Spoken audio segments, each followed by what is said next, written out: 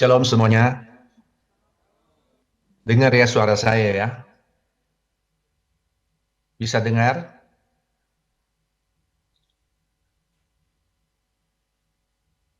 Kita berdoa dulu sebelum kita dengar firman Tuhan. Mari saya ajak kita semua sama-sama berdoa. Bapa Surgawi yang kami sembah, yang kami agungkan, yang kami muliakan, hanya di dalam nama Tuhan Yesus Kristus. Sungguh Engkau luar biasa, Engkau ajaib, Engkau dahsyat. Pemeliharaan Engkau begitu sempurna. Sampai detik ini Engkau masih pelihara kami, melindungi kami, masih mau menuntun, membimbing, mengajari kami, menasehati kami, bahkan menolong kami, menguatkan kami, menghibur kami. Semua Tuhan kami tahu adalah kasih anugerah-Mu ya Abah. Di mana hari ini Tuhan, kami datang dalam hadirat-Mu, kami telah memuji, menyembah Engkau, kami percaya pujian penyembahan ini masuk dalam hadirat-Mu. Engkau bertakhta di atas puji-pujian kami. Sehingga Tuhan, setiap umat-Mu saat ini Tuhan, yang beribadah Tuhan, tidak ada satupun yang terlewatkan. Engkau lawat setiap mereka, jamah mereka Tuhan. Yang sakit Engkau sembuhkan, yang susah Engkau hibur, yang putus asa Engkau berikan pengharapan-pengharapan yang baru, yang terikat Engkau lepaskan dalam nama Tuhan Yesus. Terima kasih Bapa, Engkau baik, syukur bagimu. Saat ini kami mau duduk diam dalam hadirat-Mu untuk mendengar pesan-pesan-Mu Tuhan. Urapi kami, urapi hamba-Mu. Dalam nama Tuhan Yesus, kami sudah berdoa mengucap syukur kepada Tuhan kami yang hidup dan juru selamat kami. Haleluya, yang percaya kita sama-sama mengatakan amin. Shalom sekali lagi. Saya minta maaf, tadinya sudah dipersiapkan harus saya ke gereja GBI Wisma KR untuk menyampaikan firman Tuhan. Dan mendadak saya kena flu. Nah, karena kita jaga protokol kesehatan, karena saya flu, batuk, pilek, ya saya bilang lebih baik saya pakai Zoom aja. Ya, jangan langsung di ruangan itu nanti nyebar kemana-mana. Tapi ini bukan COVID, hanya flu. Shalom sekali lagi kepada semuanya. Hari ini kita memperingati kenaikan Tuhan Yesus 2000 tahun yang lalu. Coba kita renungkan kebaikan Tuhan Yesus, mulai dari kelahirannya, pelayanannya selama ada di muka bumi. Dia dikhianati oleh muridnya sendiri. Dia ditangkap, dianiayai, disalib, bahkan mencucurkan darahnya yang kudus di atas kayu salib, menebus isi dunia ini, termasuk dosa-dosa saudara dan dosa saya. Dia mati, menyerahkan nyawanya. Dia dikuburkan. Pada hari ketiga, dia bangkit. Selama 40 hari, Tuhan Yesus menampakkan dirinya kepada kurang lebih 500 murid-muridnya untuk membuktikan bahwa dia itu hidup. Ini bukan omong dongeng, bukan omong kosong. Dia hidup. Dan dia naik ke surga. Nah, hari ini kita memperingati adalah kenaikan Tuhan Yesus 2000 tahun lalu. Saat ini dia sudah ada di surga. Semua yang Tuhan lakukan ini hanya untuk kebaikan kita, yaitu saudara dan saya. Dan untuk dunia ini juga.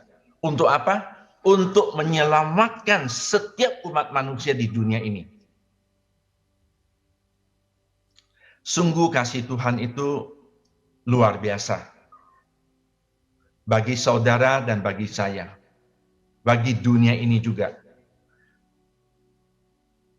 Kasih-Nya, Dia tidak hanya dengan kata-kata. Dia buktikan dengan pengorbanannya yang luar biasa. Tuhan Yesus adalah Allah sendiri dari surga. Dia turun ke dunia ini, menjelma menjadi manusia biasa. Hanya tujuannya untuk setiap kita mendapatkan keselamatan kekal. Dapat berjumpa dengan Dia kembali ke surga. Kalau saya renungkan ini, Tuhan Yesus itu luar biasa. Saya minta WL, tolong bantu kita sama-sama naikkan pujian ini. Tuhan Yesus itu baik. Amin. Tuhan Yesus itu baik. Amin.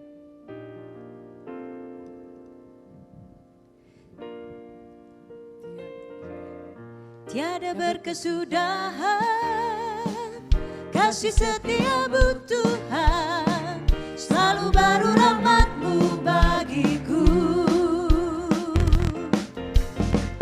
Hari berganti hari, tetap kulihat kasih-Mu, tak pernah berakhir di hidupku.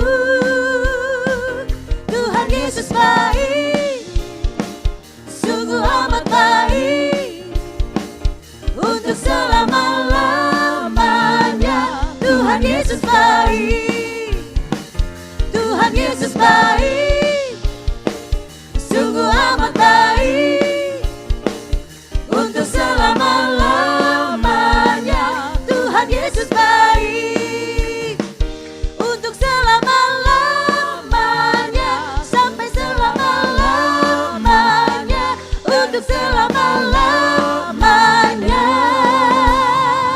Tuhan Yesus baik.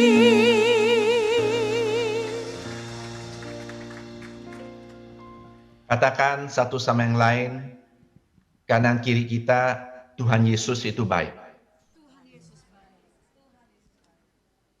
Tuhan Yesus saat ini ada di surga. Kasih-Nya kepada saudara dan saya sampai saat ini masih berlangsung. Pada saat ini kita mau sama-sama merenungkan firman Tuhan. Apa yang Tuhan lakukan untuk kita dia di surga?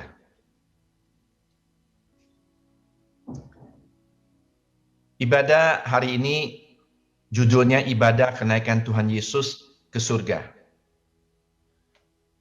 Mari kita lihat firman Tuhan, Kisah 1 ayat 9 sampai 11.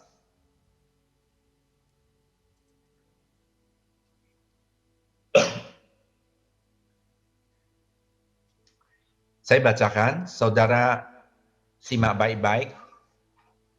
Sesudah ia mengatakan demikian, terangkatlah ia disaksikan oleh mereka. Ya, di sini tulis ia disaksikan oleh mereka.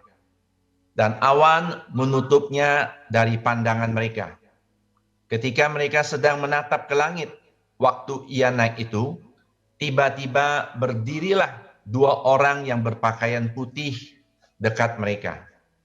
Dan berkata kepada mereka, "Hai orang-orang Galilea, mengapakah kamu berdiri melihat ke langit? Yesus ini yang terangkat ke surga, meninggalkan kamu, akan datang kembali dengan cara yang sama seperti kamu melihat dia naik ke surga." Jadi saya percaya yang melihat Yesus naik ke surga itu adalah murid-murid Tuhan Yesus. Saya juga percaya nanti Yesus datang kembali yang kedua kali. Yang akan melihat dia datang kembali juga murid-muridnya. Oleh karena itu, setiap kita harus menjadi murid-murid Tuhan Yesus. Tidak cukup hanya di jemaat. Saudara harus belajar untuk dewasa, bertumbuh dalam kerohanian saudara, sampai betul-betul mengenal Allah yang kita sembah itu adalah Yesus Kristus. Jadi jangan hanya jadi jemaat terus, harus menjadi murid. Murid itu taat. Ya, tapi hari ini kita tidak membahas tentang soal murid. Saya mau bicarakan apa yang Tuhan Yesus kerjakan sekarang di surga. Ada 3 hal. Yang pertama, Tuhan Yesus naik ke surga. Dia sangat mengasihi kita. Dia menyediakan tempat bagi kita.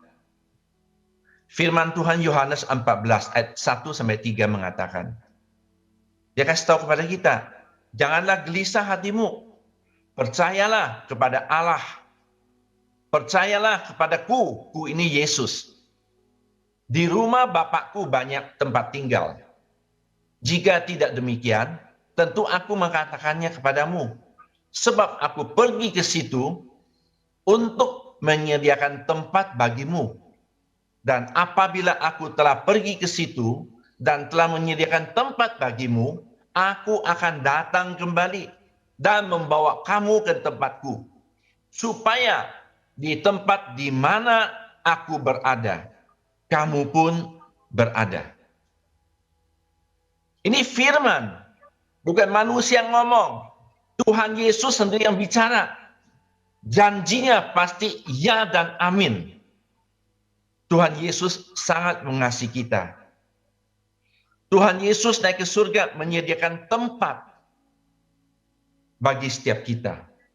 Dia tahu tempat yang kita tinggal sekarang di dunia ini hanya sementara. Bumi ini bukan tempat kita tinggal yang kekal, bukan. Satu hari, satu saat, kita tidak tahu kapan, saudara dan saya pasti akan dipanggil dan meninggalkan bumi ini. Pada saat itu yang kalau terjadi dalam hidup kita, kalau kita tidak sungguh-sungguh dalam Tuhan, saya mau tanya, kita kemana? Oleh karena itu, pastikan dalam keadaan kita masih sehat, masih hidup inilah untuk menentukan yang akan datang. Jangan kita betah di dunia. Tapi yang penting adalah kita harus tahu kita masih hidup kekal. Yesus adalah jaminan hidup kita. Dia mengatakan, Yohanes 14 ayat 6 mengatakan, akulah jalan dan hidup. Akulah jalan dan kebenaran dan hidup. Tidak ada seorang pun dapat ke surga, dapat ketemu sama Bapa kalau tidak melalui aku. Dengan kata lain, hanya lewat Yesus satu-satunya juru selamat bagi kehidupan kita. Oleh karena itu, pastikan saat ini kita pasti masuk surga. Pegang teguh kepercayaan kita kepada Yesus. Karena ini jaminan, bukan mudah-mudahan, bukan semoga, tapi ini janji, ada jaminan yang pasti dari Yesus. Untuk itu, kita sebagai umat Tuhan, murid-murid Yesus Kristus, harus sungguh-sungguh di dalam Dia selama kita hidup ini. Nggak ada cara lain. Pertama, percaya kepada Dia. Kedua, hidup sesuai dengan firman Tuhan.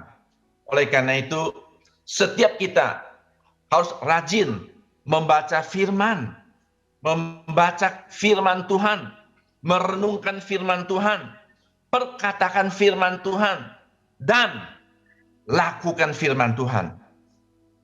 Tidak cukup hanya baca, tidak cukup hanya renungkan, tidak cukup hanya perkatakan, tapi kita mesti praktekkan firman Tuhan itu dalam hidup kita ini. Yang ketiga, harus intim dengan Tuhan. Kalau saudara tidak intim dengan Tuhan, tidak bersekutu dengan Tuhan, saudara mana tahu rencana Allah dalam hidup saudara? Mana mengerti maksud dan tujuan Tuhan ciptakan saudara di tengah-tengah dunia ini untuk apa? Saudara tidak mengerti. Harus baca, merenungkan, perkatakan, praktikkan. Dan harus intim dengan Tuhan. Yang terakhir, yang keempat, harus senantiasa belajar mengandalkan Tuhan.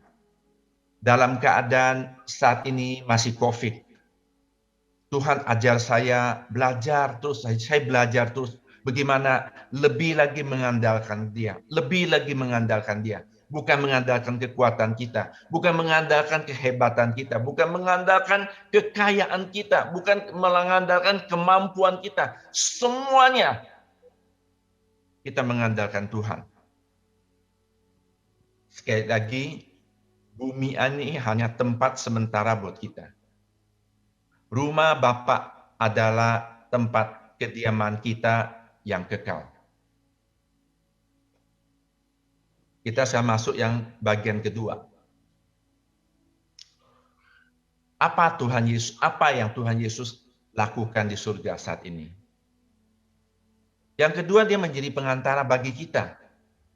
Ibrani 7 ayat 25 mengatakan, karena itu Ia sanggup juga menyelamatkan dengan sempurna semua orang yang oleh Dia datang kepada Allah. Sebab Ia hidup senantiasa untuk menjadi pengantara mereka. Tuhan Yesus menjadi pengantara bagi saudara dan saya. Agar setiap kita bisa mendapatkan keselamatan yang kekal.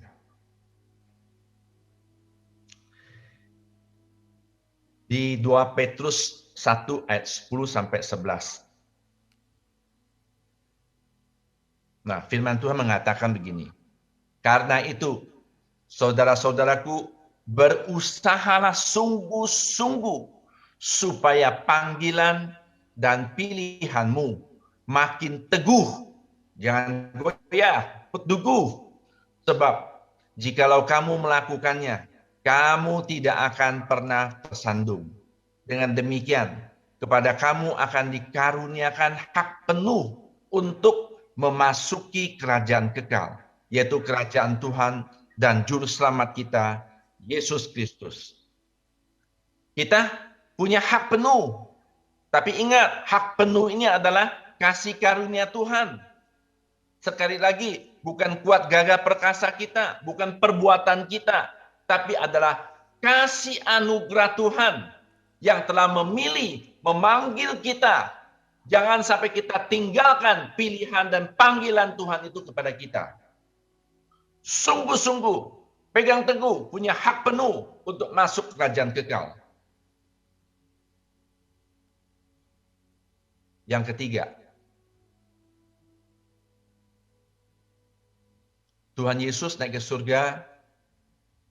Saat ini, Dia curahkan Roh Kudus kepada setiap kita. Firman Tuhan Yohanes 16 ayat 7, ini juga Yesus yang ngomong. Adalah lebih berguna bagi kamu jika aku pergi. Sebab jikalau aku tidak pergi, penghibur itu tidak datang kepadamu. Tetapi jikalau aku pergi, aku akan mengutus Dia. Dia ini siapa? Roh Kudus kepadamu. Tuhan tidak pernah meninggalkan kita. Tidak pernah meninggal kita sendiri.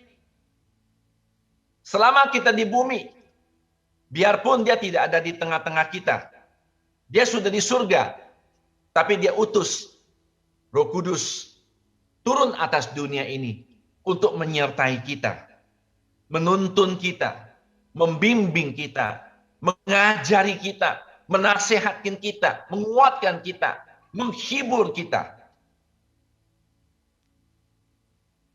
Tuhan Yesus utus Roh Kudus bagi setiap kita, karena dalam hidup ini, kita tidak bisa terhindar dari masalah-masalah kehidupan yang ada di dunia ini.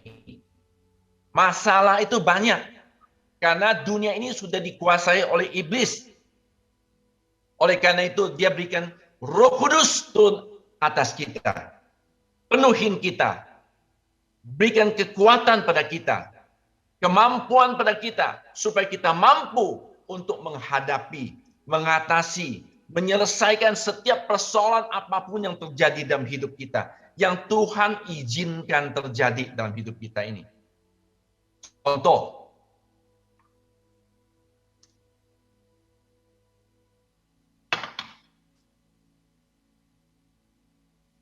kita lihat kenyataan sekarang ini.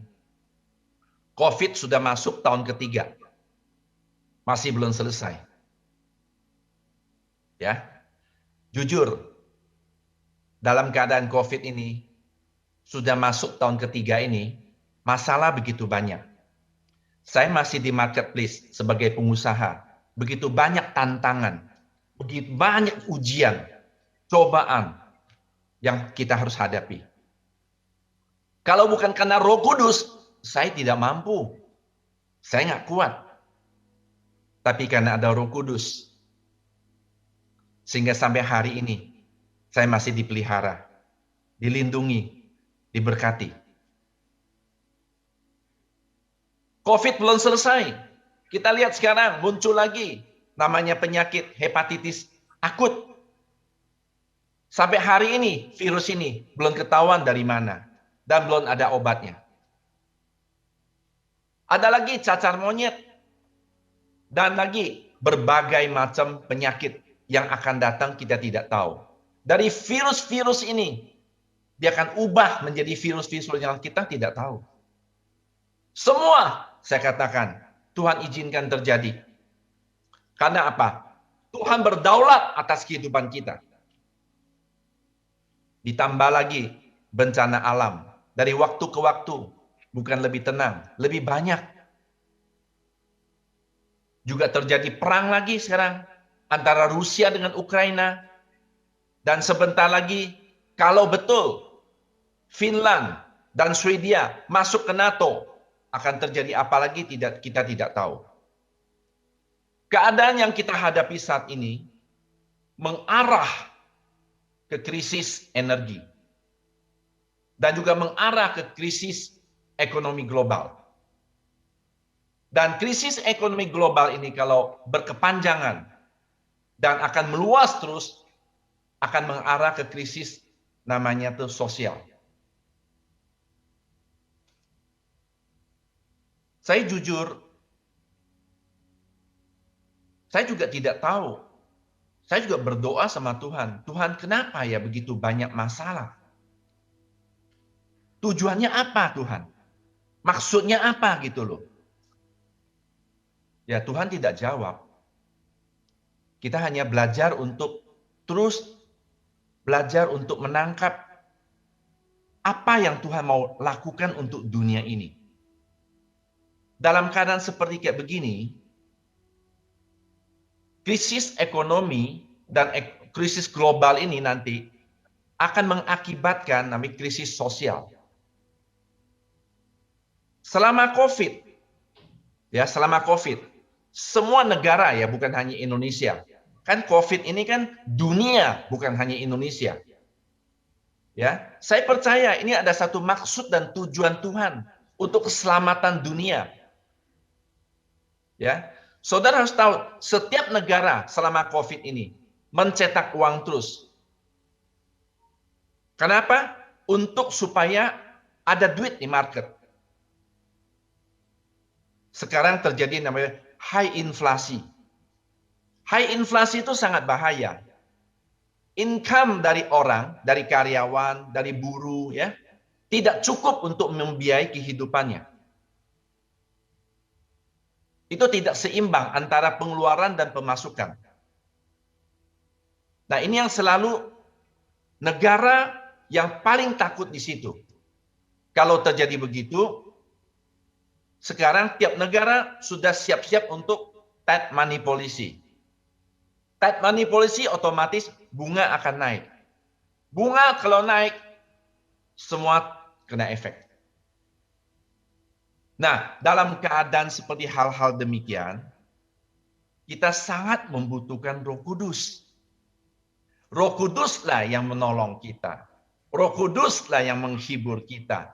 Roh Kuduslah yang menuntun kita, menguatkan kita. Dan Roh Kuduslah yang akan memberitahukan kepada kita hal-hal yang akan datang. Coba kita lihat Yohanes 16 ayat 13. Kita lihat firman Tuhan. Yohanes 16 ayat 13 mengatakan, tetapi apabila ia datang, ia ini Roh Kudus, yaitu roh kebenaran, ia akan memimpin kamu ke dalam seluruh kebenaran. Sebab ia tidak akan berkata-kata dari dirinya sendiri. Tetapi segala sesuatu yang didengarnya, itulah yang akan dikatakannya. Dan ia akan memberitakan kepadamu hal-hal yang akan datang. Maka saya katakan, Tuhan naik ke surga, dia bilang dia lebih baik naik ke surga, meninggalkan kita. Dia utus Roh Kudus untuk menuntun setiap langkah hidup kita. Setiap hal-hal apa yang kita lakukan itu Tuhan yang tuntun. Tuhan yang ajarin kita. Oleh karena itu, kita harus belajar intim dengan Tuhan. Sehingga kita peka akan suara Tuhan. Kita mengerti apa yang akan terjadi di depan ini. Maka kalau di dunia ini banyak nabi-nabi dapat sesuatu sampai kepada kita, kita belajar untuk dengar. Dengar, kita renungkan. Dan belajar untuk mengerti apa yang Tuhan mau lakukan hari-hari ini. Seperti Pak Niko mendapatkan hari-hari ini adalah Pentakost yang ketiga. Pencurahan Roh Kudus yang dahsyat, yang terakhir. Sebelum Yesus datang kembali yang kedua kali. Pak Niko dapatkan mulai dari mana? Dari Yoel. Yoel 2, 28 sampai 32. Kita bacakan firman ini.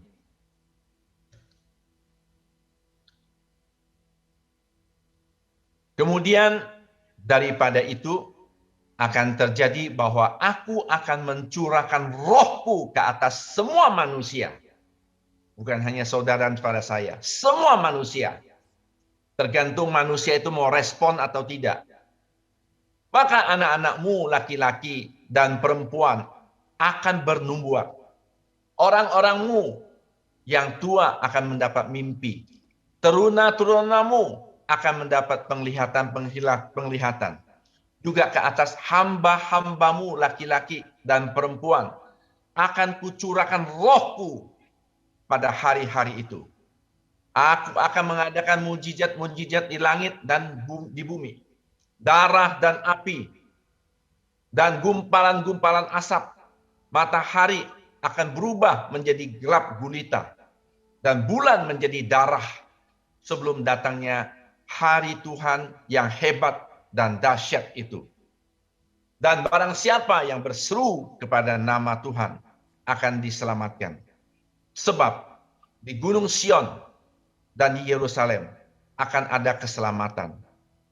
Seperti yang telah difirmankan Tuhan. Dan setiap orang yang dipanggil Tuhan akan termasuk orang-orang yang terlepas. Kalau dalam Yoel ini, yang tadi kita bacakan itu, dikatakan kemudian daripada itu akan terjadi, ini merujuk kepada hari Tuhan. Yaitu hari-hari terakhir menjelang kedatangan Tuhan Yesus. Nah, hari-hari inilah kedatangan Tuhan Yesus makin dekat. Kita lihat apa yang terjadi hari-hari ini.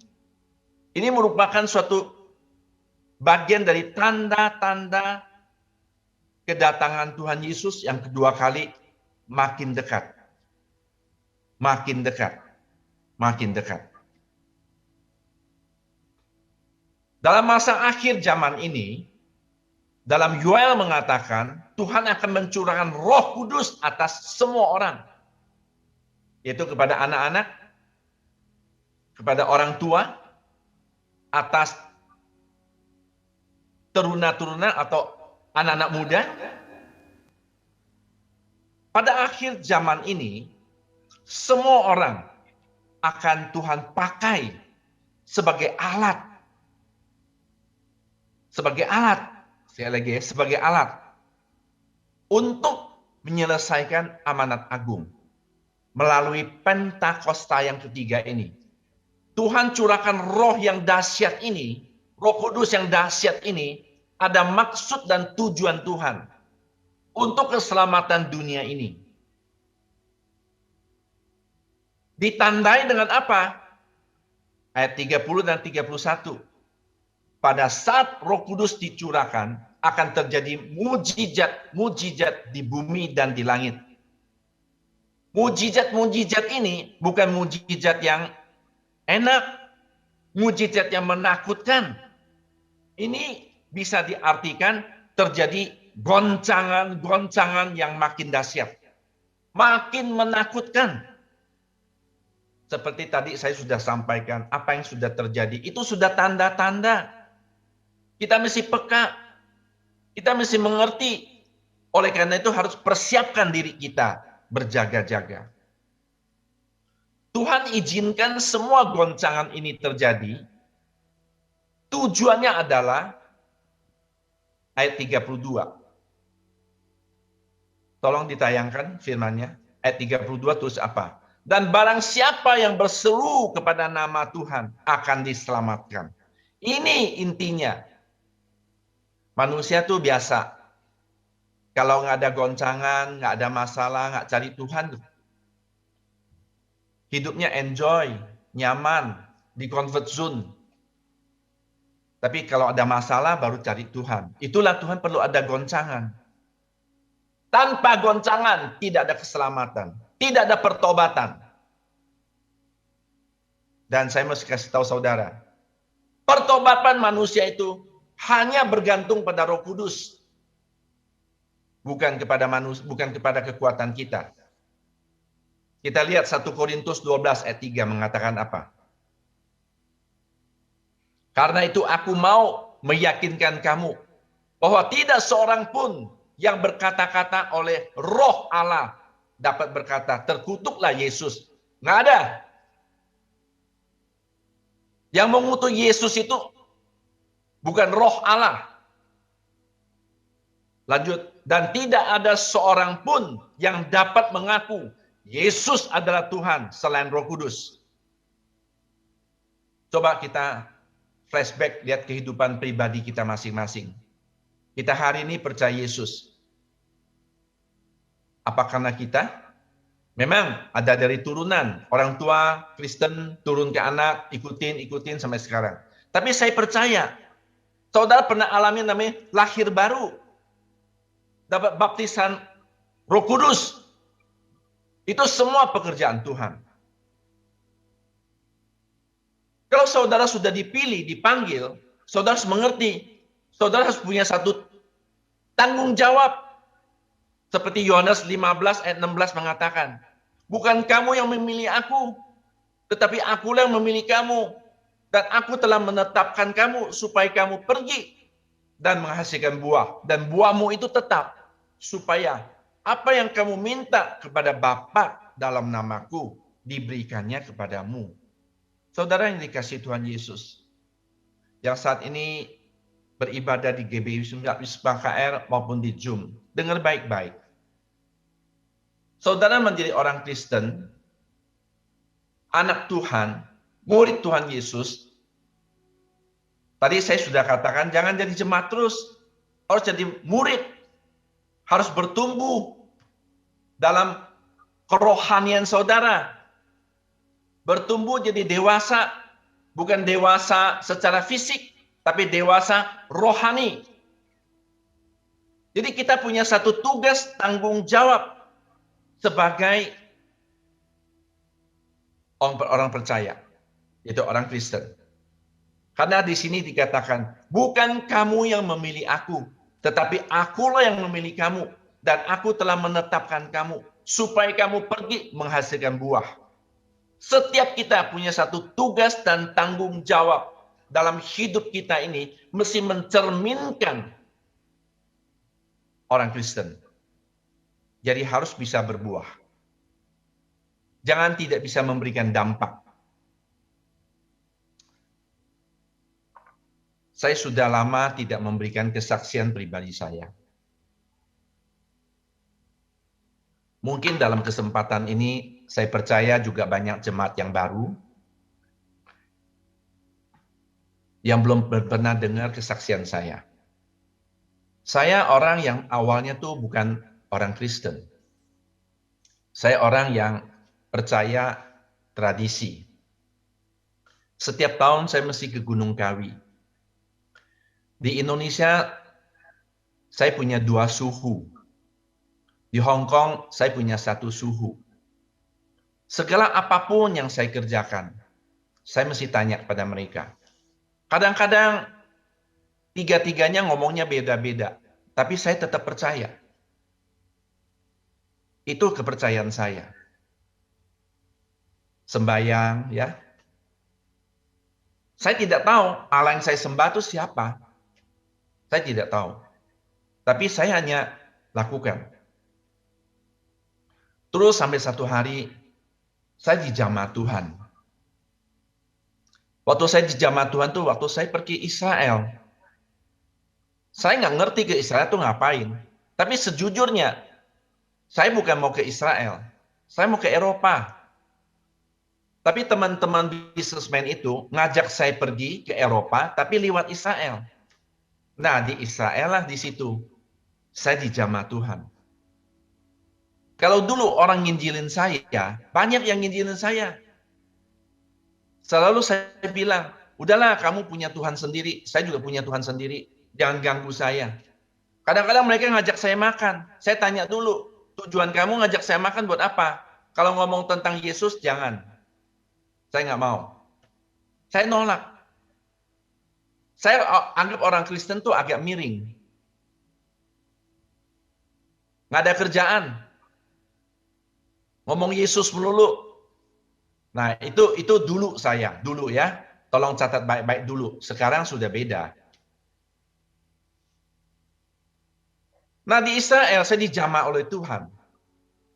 Saya jujur dulu untuk tetesin air mata itu mahal buat saya. Gengsi. Ya laki-laki masa gampang nangis. Nah, di Israel itu saya bisa nangis seperti anak kecil. Saya tidak tahu kenapa saya nangis. Disitulah saya dijamah Tuhan. Saya hari ini mengerti bahwa itulah pekerjaan Roh Kudus. Nah, sejak hari itu saya didoakan, tanya sama saya mau terima Yesus nggak? Langsung saya jawab mau. Kepercayaan saya dulu. Ada jimat-jimat yang tempat saya sembahyang semua tuh saya bakar semuanya, hancurkan semuanya, saya buang. Sejak itu saya ikut Yesus. Awalnya teman-teman businessman saya itu ngomong sama saya, kamu pindah agama hati-hati loh. Nanti bisnismu bangkrut loh. Awalnya saya waktu itu kan imannya masih belum teguh kan. Awalnya juga masih ragu-ragu. Saya puji Tuhan, saya terus ikut tuntunan Tuhan terus. Baca Alkitab, renungkan, perkatakan ya. Ya belajarlah. Sampai hari ini pun masih belajar. Belum sempurna. Ya. Nah, akhirnya semua kepercayaan saya buang. Puji Tuhan sampai hari ini, bisnis, urusan yang Tuhan percayakan, bukannya bangkrut, tapi terus bertumbuh, berkembang.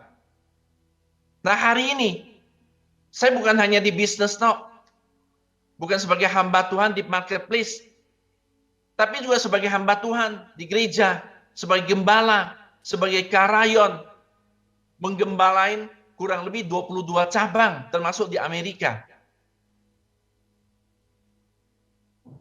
Kenapa bisa begitu? Karena roh Allah yang menuntun. Yang penting adalah kita mau responi dengan yang baik. Kembali lagi bukan dengan kuat gagah perkasa kita. Karena dengan kuasa Roh Kudus sehingga kita mampu melakukannya. Hari ini saya bisa jadi hamba Tuhan.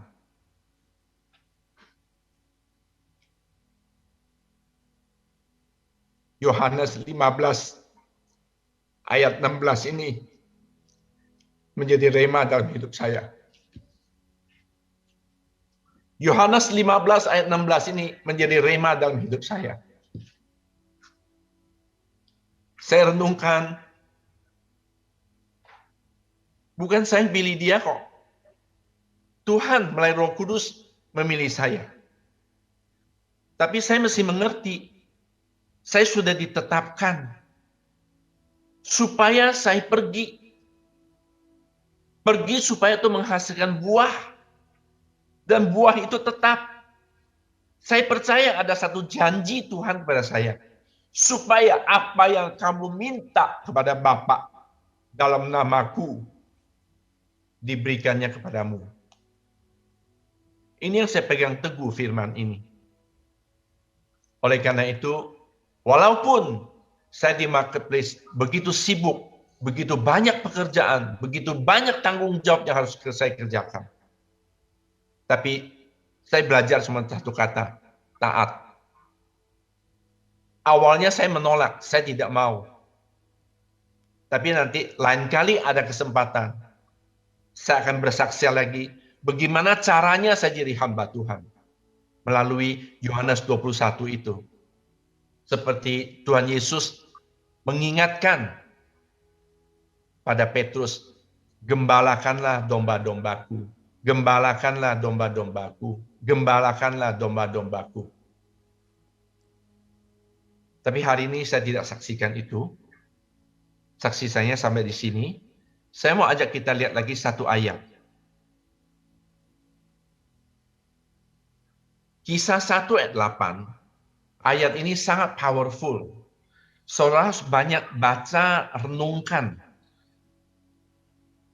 Ini firman ini betul-betul sangat berkuasa dalam hidup kita. Tuhan Yesus sebelum naik ke surga, detik-detik dia mau naik ke surga, ini pesan dia terakhir kepada murid-muridnya 2000 tahun yang lalu. Dikatakan, tetapi kamu akan menerima kuasa. Kuasa ini bukan kuasa dunia, kuasa ilahi. Kuasa dari Tuhan sendiri. Allah Bapa curahkan kuasanya kepada kita. Tapi kuncinya, kalau Roh Kudus turun atas kamu. Nah, di sini, kalau kita sudah mengerti ini, punya kuasa, dan Roh Kudus turun atas kita, Tuhan pakai kita sebagai saksi-saksinya. Mulai dari Yerusalem, itu dari keluarga, seluruh Yudea, orang-orang sekitar kita, bisa orang percaya, bisa orang tidak percaya, dan suyu Samaria, sampai ke ujung bumi. Samaria berbicara orang-orang tidak percaya.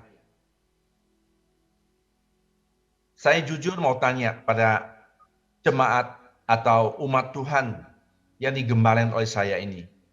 Sudah belum kita lakukan ini dalam hidup kita ini? Sudah belum?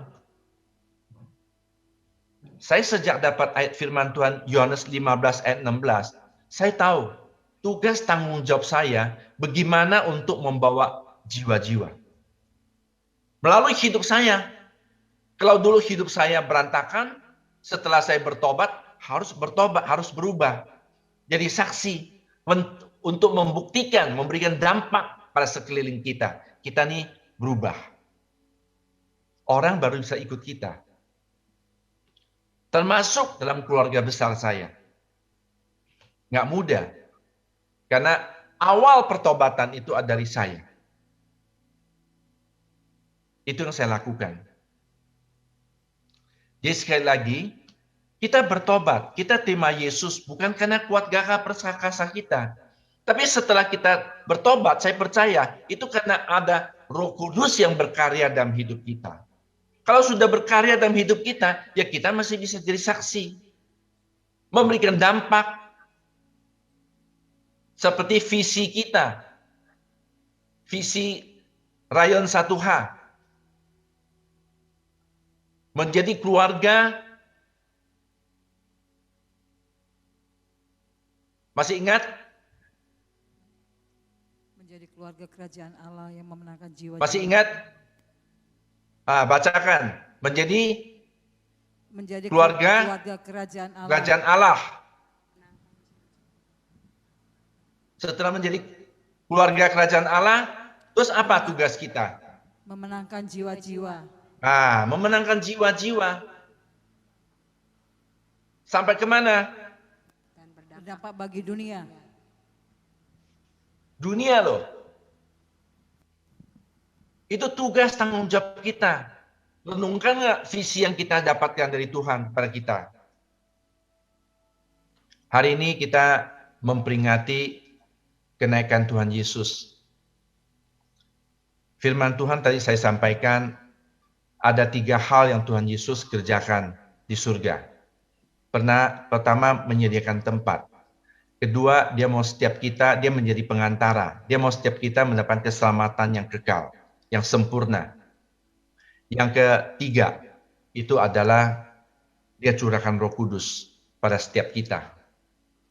Firman Tuhan saya sampaikan ini, saya mau tanya, setiap kita mau responi nggak panggilan Tuhan untuk menjadi saksi Kristus? Kalau yang mau, tolong angkat tangan. Amin. Amin. Yang mau, tolong angkat tangan. Amin. Amin. Amin. Amin ya. Nanti saya doakan. Saya doakan, kita minta Roh Kudus, curahkan pada kita, penuhi kita, urapi kita, agar kita mampu, kita diberikan kuasa oleh Roh Kudus, supaya kita bisa jadi saksi. Oke, saat ini saya mau berdoa untuk kita semua. Sebelum masuk doa, saya minta Indri naikkan satu lagu, Roh Kudus kau hadir sini. Kita undang Roh Kudus hadir dalam hidup kita. Saat ini juga. Tolong naikkan pujian ini. Semua, saya minta semua sungguh-sungguh naikkan pujian ini. Resapi. Roh Kudus, kau hadir di sini. Roh Kudus, ku mengasihimu. Kau lembut, kau manis, kaulah penghiburku, penolongku, diutus Bapakku. Ku buka hati untuk Roh-Mu Tuhan. Ku buka hati menyembah-Mu Yesus. Jamahlah kami, penuhi kami dengan kuasa Allah Maha Tinggi. Sekali lagi kita katakan, Roh Kudus, kau hadir di sini. Roh Kudus, ku mengasihimu. Kau lembut, kau manis, kaulah penghiburku, penolongku, diutus Bapakku. Mari kita angkat tangan, kita katakan, ku buka hati untuk Roh-Mu Tuhan. Ku buka hati menyembah-Mu Yesus. Jamahlah kami, penuhi kami dengan kuasa Allah Maha Tinggi. Ku buka hati untuk Roh-Mu Tuhan. Ku buka hati menyembah-Mu Yesus. Jamahlah kami, penuhi kami kuasa Allah Maha Tinggi. Jamahlah kami, jamahlah kami, penuhi kami dengan kuasa Allah Maha Tinggi. Jamah kami Tuhan, jamahlah kami, penuhi kami dengan kuasa Allah Maha Tinggi. Semua menyembah pakai bahasa roh. Saudara bisa dapat bahasa roh, saudara pakai bahasa roh.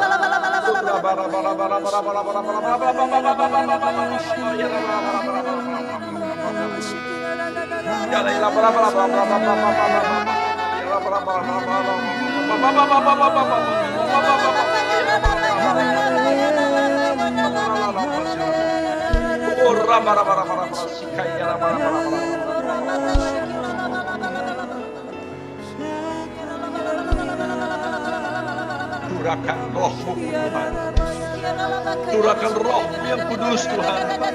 Curahkan Tuhan. Curahkan Tuhan. Curahkan roh-Mu yang kudus Tuhan. Setiap umat-Mu yang saat ini ikut ibadah ini Tuhan. Yang di online, yang di Zoom, yang di tempat. Maka tidak ada satupun yang melewatkan. Curahkan roh-Mu Tuhan. Lawat setiap mereka Tuhan. Urapi mereka Tuhan. Penuhi mereka. Penuhi mereka. Penuhi mereka. Urabarasika ya rabarabarabarabarabarabara. Agar setiap umat-Mu Tuhan.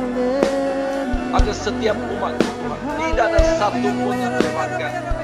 Jadi saksi-saksi untuk memenangkan jiwa-jiwa di zaman akhir zaman ini.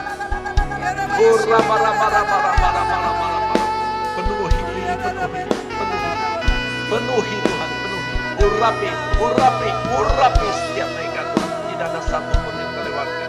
Kami percaya kuasa-Mu tidak bisa dibatasi dengan ruang dan waktu. Saat ini Tuhan, curahkan Tuhan, curahkan Tuhan. Urapi. Terima urapan, terima urapan. Hurrabarasika ya rabarabara. Terima kasih Bapak. Terima kasih Bapak. Terima kasih. Engkau baik. Syukur bagi-Mu ya Bapa. Hamba-Mu telah selesai menyampaikan isi hati-Mu. Tapi hamba-Mu sangat percaya firman-Mu yang ditaburkan tidak akan kembali dengan sia-sia. Bagi orang yang sudah percaya maupun yang tidak percaya. Saat ini mereka mendengarkan. Biar Roh Kudus yang menjamah mereka. Biar Roh Kudus yang selamat jamah mereka. Agar mereka dapat keselamatan yang kekal ya Abba. Terima kasih Tuhan. Terima kasih. Pakai anak-anak-Mu Tuhan. Anak muda, orang tua, anak-anak. Semuanya Tuhan, sesuai dengan Yoel 2 ayat 28 dan 29. Engkau pakai semua manusia sebagai alat-Mu untuk menyelesaikan amanat agung di era Pentakos yang ketiga ini. Di zaman akhir zaman ini Tuhan. Agar penuaian terjadi. Penuaian terjadi. Penuaian terjadi. Terima kasih Tuhan. Terima kasih. Berkati Tuhan anak-anak-Mu Tuhan. Tutup mereka yang kuasa darah Yesus Kristus. Setiap mereka berada dimanapun juga Tuhan. Dalam pelindungan Engkau sempurna. Berkati kesehatan mereka. Berkati keluarga mereka masing-masing. Berkati usaha pekerjaan mereka. Berkati pelayan mereka. Dan segala apapun mereka lakukan. Roh Kuduslah yang menuntun mereka. Roh Kudus yang membimbing mereka. Mengajari mereka. Menasihati mereka. Menguatkan mereka. Menolong mereka. Agar semuanya Tuhan. Engkau membuat menjadi berhasil dan beruntung. Dalam nama Tuhan Yesus. Bagi-Mu tidak ada mustahil. Mujizat terjadi Tuhan. Yang sakit disembuhkan. Yang susah Engkau hibur. Yang putus asa berikan pengharapan-pengharapan yang baru. Terima kasih Tuhan. Engkau baik. Syukur bagi-Mu. Segala pujian syukur kami panjatkan. Hanya di dalam nama Tuhan Yesus Kristus. Tuhan kami yang hidup dan juru selamat kami. Haleluya. Yang percaya sama-sama mengatakan amin. Yes. Tuhan berkati.